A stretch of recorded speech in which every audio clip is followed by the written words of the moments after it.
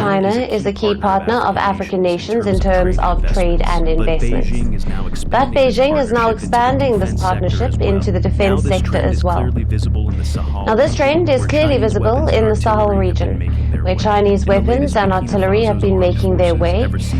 In the latest, Burkina Faso's armed forces have received a fresh consignment of Chinese-manufactured armored vehicles and artillery pieces. Burkina Faso has just received a massive shipment of advanced Chinese weapons, armored vehicles, rocket launchers, and heavy artillery now lined up on its soil. A nation once reliant on France and the US has turned east, and the battlefield in the Sahel may never look the same again. But why did this happen now? And what does it mean for Burkina Faso's war and Africa's future? Let's find that out.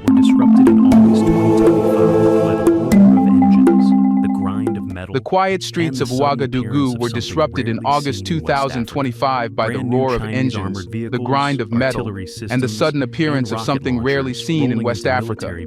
Brand new Chinese armored vehicles, artillery systems, and rocket launchers rolling into military bases under heavy guards. It wasn't rumor, speculation, or propaganda.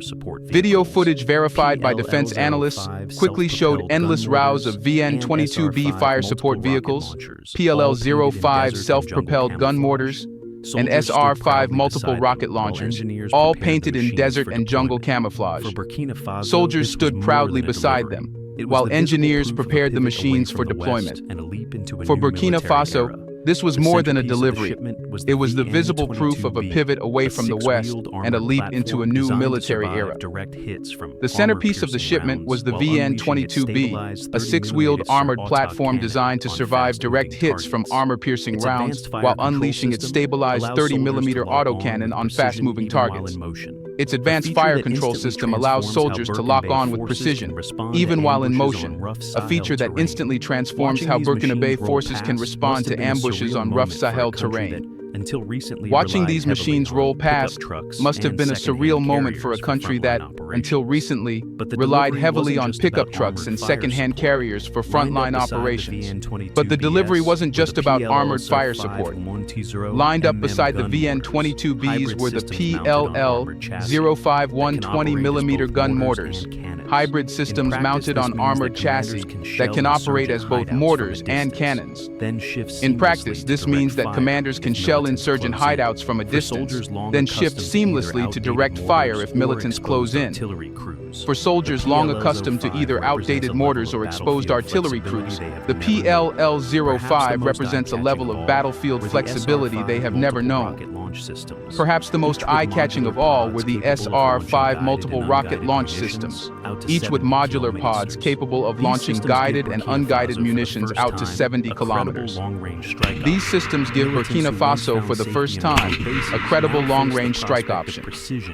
Militants who once found safety in remote bases now face the prospect of precision-guided rockets raining down from afar. The psychological impact alone, knowing that insurgent sanctuaries are no longer untouchable, could be as significant as the physical firepower. This delivery was not an isolated gesture.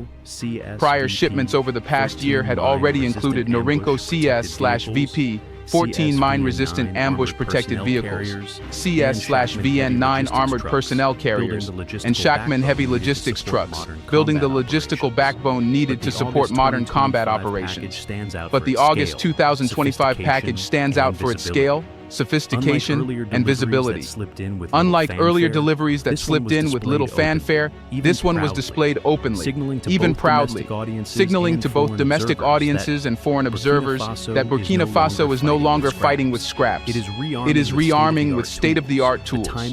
The timing is equally significant. Western military aid has been shrinking, leaving Ouagadougou increasingly isolated. France has withdrawn, the United States has scaled down its footprint, and international promises of support have repeatedly failed to translate into weapons on the ground. Into that vacuum steps China, not with rhetoric, but with convoys of steel. This delivery was a statement, Where the West retreats, Beijing advances. Still, one cannot overlook the risks. Modern systems are only as effective as the troops trained to use them.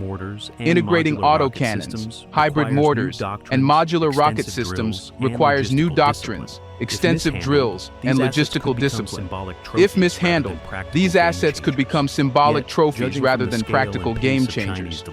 Yet judging from the scale and pace of Chinese deliveries, Beijing seems intent not just on supplying weapons, but on embedding training and support into the package, ensuring the systems don't sit idle. For Burkina Faso, the arrival of this arsenal is nothing short of a watershed moment. The army, once written off as under-equipped and overstretched, now holds capabilities that rival or surpass many of its neighbors. Insurgents accustomed to raiding vulnerable convoys may soon face armored columns equipped with rapid-fire autocannons and long-range rockets. The question, however, is whether firepower alone is enough to alter the trajectory of the conflict. And so we must ask, why exactly was Burkina Faso so desperate for such a transformation? And how do these weapons address the realities of its war on the ground? To understand why the August 2025 weapons delivery was so urgent, one must step into the harsh reality Burkina Faso has lived through over the past decades. Since 2015, insurgencies have turned vast swaths of the country into war zones. Villages in the north and east were torched, government outposts overrun, and entire communities forced to abandon their homes. By 2024, nearly 2 million Burkinabe had been displaced, making the nation one of the epicenters of Africa's humanitarian crisis. The army, overstretched and under-equipped, was often powerless to respond. Militants arrived on motorbikes or pickups, striking villages and convoys with speed and vanishing into the bush before security forces could react. Old Kalashnikovs, a few aging armored carriers, and scattered artillery pieces stood no chance against insurgents who adapted their tactics constantly. Every time the state seemed to regain ground, the militants reshaped the battlefield, forcing soldiers into a cycle of reaction rather than initiative. This is why the new systems delivered in August were seen as more than tools. They were lifelines. Each weapon directly addressed a specific weakness that had haunted the army for years. The VN-22B fire support vehicles, for example, gave soldiers the ability to respond instantly to ambushes. Instead of convoys being easy prey on open roads, these armored platforms allow troops to push forward under protection while retaliating with heavy autocannon fire accurate enough to pick off moving targets at speed. In a conflict where most attacks occur in transit, this kind of mobility and survivability can mean the difference between disaster and dominance. The PLL-05 gun mortars answered a different problem: flexibility. In the countryside, insurgents hide in forest patches or mud compounds, making them difficult to dislodge with small arms fire. Traditional mortars could shell such positions, but they left crews exposed and were too slow to adapt when militants closed in. With the PLL-05, commanders can bombard enemy hideouts from a safe distance and then, without switching platforms, engage directly if the battle shifts to close quarters. For the first time, Burkinabe units can dictate the tempo instead of constantly being forced to adjust. Then, there are the SR-5 rocket systems, which may prove the most decisive of all. Insurgents have long exploited the vastness of Burkina Faso's rural terrain, retreating deep into ungoverned spaces where the army had no reach. With rockets capable of striking up to 70 kilometers, those sanctuaries are no longer untouchable. Guided munitions in particular allow the army to launch precision strikes on known camps, training grounds, or supply caches. This changes not only the military calculus, but also the psychological one. Insurgent groups can no longer assume they are safe simply because they operate beyond immediate patrol routes. The urgency of acquiring such systems was also tied to morale. For years, Burkinabe soldiers fought with the sense that they were being sent into impossible battles with inferior tools. That sense of futility eroded cohesion and, at times, discipline. The arrival of advanced weaponry does more than increase firepower. It restores confidence. It tells the rank-and-file soldier that his government is investing in his survival and the possibility of victory.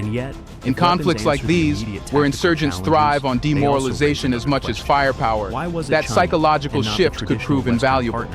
And yet, if weapons answer the immediate tactical challenges, they also raise another question. Why was it China, and not the traditional Western partners, that stepped in to deliver them?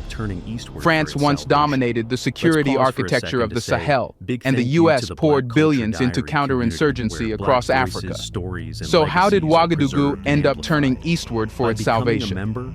Let's pause for a second to say big thank you to the Black Culture Diary community, where Black voices, stories, and legacies are preserved and amplified. By becoming a member, you're not just supporting the channel, you're becoming part of a powerful cultural movement. Let's continue. For decades, Burkina Faso's security story was written in Paris. The country was once seen as a loyal outpost of France's military presence in the Sahel, dependent on French advisors, trainers, and firepower to confront insurgent threats. But that dependency came at a cost. Paris often dictated the terms, tying aid and military presence to political loyalty, economic concessions, and an acceptance of France's overarching role in the region. As insurgencies spread and French forces failed to deliver lasting stability, resentment boiled over. By 2022, mass protests filled Ouagadougou's streets, calling for the end of French influence. Eventually, French troops were expelled, and with them went the security guarantees that had once anchored Burkina Faso's defense posture. The United States might have been expected to fill the void, but Washington's approach was more cautious. While it funneled intelligence and occasional support, its involvement in the Sahel was increasingly driven by counterinsurgency priorities rather than the existential needs of the local states themselves. Burkinabe leaders complained that U.S. assistance came with heavy conditions, emphasis on governance reforms, oversight mechanisms, and restrictions on how aid could be used. For a government facing daily insurgent attacks, such delays and caveats felt like a luxury it could not afford. This is where China emerged as an alternative. Unlike the West, Beijing does not attach political strings to its arms deals. It does not demand reforms or tie deliveries to election timetables. Instead, it offers speed, volume, and financial flexibility. For Captain Ibrahim Traoré's government, which has defined itself on sovereignty and independence, that approach was far more appealing. Where the West spoke of democracy and accountability, China simply delivered weapons. But it wasn't just about convenience, it was about symbolism. By turning to Beijing, Ouagadougou made a deliberate statement. Burkina Faso was no longer willing to be a client state of the West. It was asserting its right to choose partners based on interest rather than colonial ties. This symbolic dimension is reinforced by the very visibility of the Chinese convoys. Unlike Western weapons, often supplied quietly and in small quantities, the August 2025 shipment was rolled out openly, photographed and broadcast across the region. It was meant to be seen, not just as an arms transfer, but as a flag planted in the shifting geopolitical sands of the Sahel. The timing also reflects a broader regional trend. Mali and Niger, both grappling with similar insurgencies, have also pivoted away from France, with Mali openly embracing Russian military contractors and Niger exploring Turkish and Chinese options. The three nations now form a bloc that increasingly defines itself as post-Western. By equipping Burkina Faso with modern systems, Beijing positions itself at the center of this realignment, using arms as the currency of influence. For China, the deal goes far beyond Burkina Faso itself. It is part of a long-term strategy to deepen ties with Africa, not just through trade and infrastructure, but through defense and security. Arms sales open doors to training programs, maintenance contracts, and long-lasting military partnerships. In effect, they bind African armies to Chinese supply chains, ensuring dependency not on Paris or Washington, but on Beijing. Every rocket launcher and armored vehicle delivered is also a relationship forged, one that shifts the balance of influence away from the West. Burkina Faso's decision, then, was not just about survival on the battlefield. It was about sovereignty, about aligning with partners who respect its choices rather than dictate them. Yet, this raises another practical question. How is a country with one of the lowest GDPs per capita in the world paying for such sophisticated systems? The answer lies not in ideology, but in the creative financial and political arrangements that underpin the deal. A story that reveals just how far both sides are willing to go to secure their interests. Here's a reminder to please like and share the video and subscribe to our channel to watch more videos on Black culture, history, civilization, and identity. Let's continue now. Burkina Faso's economy is fragile, with one of the lowest GDPs per capita globally, high unemployment, and vast portions of its population displaced by conflict. The image of convoys of freshly imported Chinese armored vehicles rolling into military bases raises a glaring question. How can a country in such economic distress afford such an arsenal? The answer lies in the way China structures its deals. Unlike Western suppliers, who often demand cash up front and enforce strict repayment schedules, Beijing has mastered the art of flexible defense financing. For Burkina Faso, this likely includes a combination of deferred payments, concessional loans, and perhaps barter-style arrangements linked to future natural resource revenues. This model allows a state under pressure to secure weapons today while spreading the financial burden into the future. Gold is the most likely backbone of these arrangements. Burkina Faso ranks among Africa's top gold producers, and gold revenues already serve as the country's primary source of foreign exchange. Analysts believe Ouagadougou may have pledged a share of future gold exports as collateral for the arms deal. By tying repayment to resources rather than cash transfers, the government ensures it can acquire immediate firepower without emptying its treasury. This model is not new. China has used similar mechanisms in places like Angola and the Democratic Republic of Congo, where infrastructure and arms projects were secured against oil and mineral revenues. Another possibility is what economists call concessional arms loans, where repayment schedules are stretched over decades, interest rates remain low, and penalties are minimal. For Beijing, this is not charity. It is a strategic investment. By making repayment easy in the short term, China ensures Burkina Faso becomes a long-term partner, bound to Chinese supply chains for spare parts, maintenance, and training. Once an army operates Chinese systems, switching to another supplier becomes both costly and impractical. Still, Burkina Faso is not putting all its eggs in Beijing's basket. Traore's government has also pursued deals with Turkey for drones, Egypt for armored vehicles, and investments in local production of light armored units. This diversification is deliberate. It prevents dependency while also strengthening Ouagadougou's bargaining power. By showing it has options, Burkina Faso can negotiate better financial terms with each partner. The Chinese deal, therefore, is not an isolated transaction, but part of a broader strategy of supplier competition. Critics argue that such arrangements risk mortgaging Burkina Faso's future, locking the country into long-term repayment schemes that may constrain its sovereignty. But supporters counter that survival today takes precedence over abstract concerns tomorrow. With villages falling, soldiers demoralized, and borders threatened, the immediate cost of inaction is far greater than the deferred cost of loans. For the Burkinabe leadership, the choice is stark: either arm now or risk the collapse of the state. There is also a domestic political angle. By securing modern weapons through flexible financing, Traore's government bolsters its legitimacy. Citizens see visible proof of rearmament. Soldiers receive upgraded tools, and the regime presents itself as capable of defying Western abandonment.